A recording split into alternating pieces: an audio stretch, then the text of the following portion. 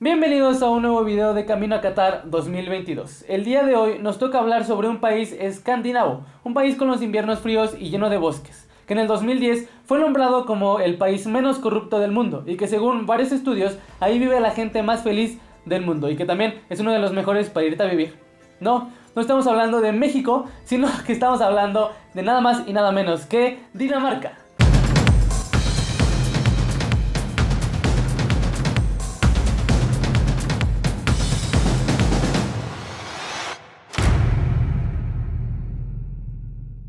No olviden que aquí abajo en la descripción y en la barrita de YouTube van a aparecer todos los capítulos de este video.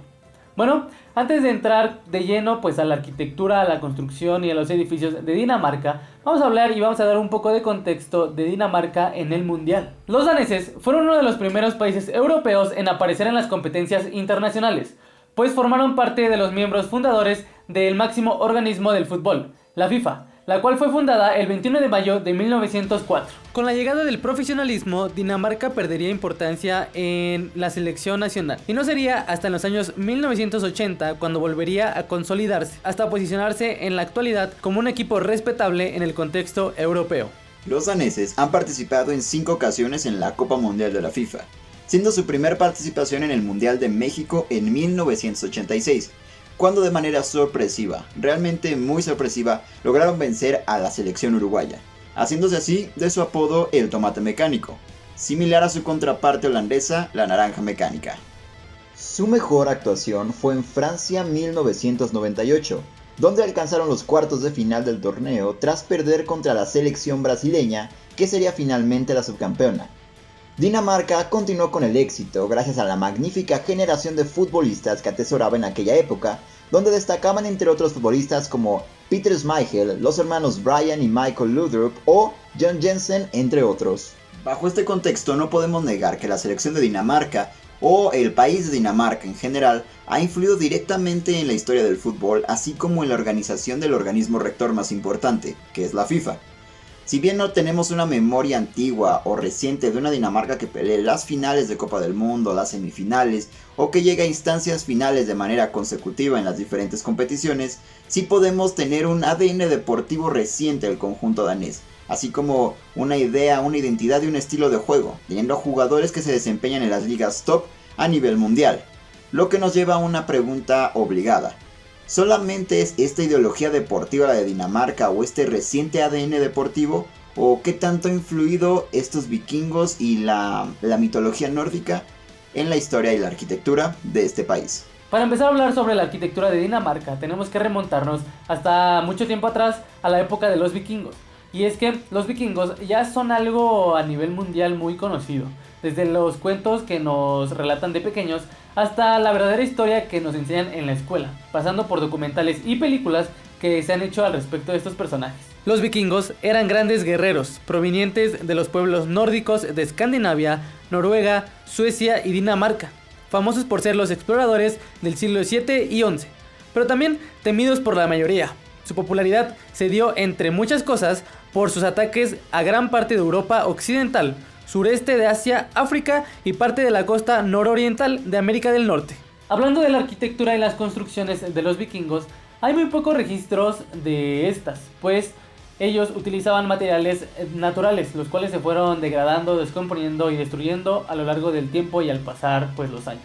Pero gracias a descubrimientos de restos arqueológicos enterrados pues debajo del suelo, como barcos o las mismas casas, los científicos y los expertos pudieron determinar o se puede hacer una idea de cómo es que vivían los vikingos.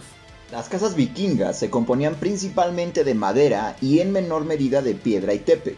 Se caracterizaban por tener una planta rectangular con una estructura de madera, por lo general de hasta 7 metros de ancho y una longitud variable de entre 15 y 80 metros. Las vigas del techo eran sostenidas por 2 filas de postes longitudinales y por esta razón el espacio quedaba dividido en 3 zonas, la parte central y 2 partes secundarias más pequeñas y bajas. Bueno, a medida que va avanzando la construcción también va cambiando su arquitectura.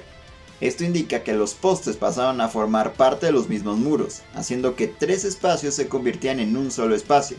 Así, se estima que las dimensiones de las casas o de estos lugares de los clanes era dependiendo del estatus que tenían. Si tú eras alguien muy bajo, tu casa no iba a ser tan grande, mientras que las casas de los clanes dominantes o hegemónicos tenían casas muy grandes, más imponentes y mejor decoradas. Las construcciones de estos vikingos variaban dependiendo la zona nórdica en la que estuvieran. Hablando concretamente de Dinamarca, la estructura principal estaba compuesta por postes de roble, entre los cuales se disponían paneles de zars o un material de construcción empleado desde el Neolítico, que se trata de un tejido de ramas delgadas, en este caso de sauce y avellanos, que se utilizaban como paneles de relleno para formar la pared. A esto se le aplicaba una mezcla de barro con estiércol que funcionaba como aglutinante, haciendo los tabiques más resistentes. Por lo tanto, las casas de esta zona, completamente realizadas de madera, pertenecían a los jefes del clan. Si bien no podemos desvincular de nuestra memoria o de nuestras mentes que los vikingos eran guerreros sangrientos, de barba roja, muy fornidos que destruían, destazaban hombres, mujeres y niños, no eran tan diferentes de sus contrapartes como los sajones o los francos. De hecho, es hasta los 90 que, haciendo investigaciones más en forma y más centradas, se dieron cuenta de que también eran dúctiles en otras áreas, por ejemplo las artes o la tecnología, teniendo medios de navegación muy precisos como brújulas o mapas para esa época. Pero bien, todo inicio tiene su final. Así es como en el siglo XI y después de la incursión de la religión cristiana o la imposición de una religión dominante, estas incursiones o invasiones escandinavas comenzaron a cesar.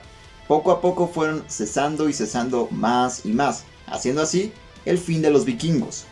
Muy increíble la historia de los vikingos y cómo es que vivían. Por si no lo sabías, pues ya ahora ya sabes cómo eran sus construcciones. Y gracias a ellos es que se dio paso a la arquitectura moderna o a toda la arquitectura de Dinamarca. Dinamarca fue un país con poco acceso a la piedra. Por eso es que el ladrillo fue su material escogido y seleccionado para todas las construcciones, desde fortificaciones hasta casas, pasando por iglesias y castillos.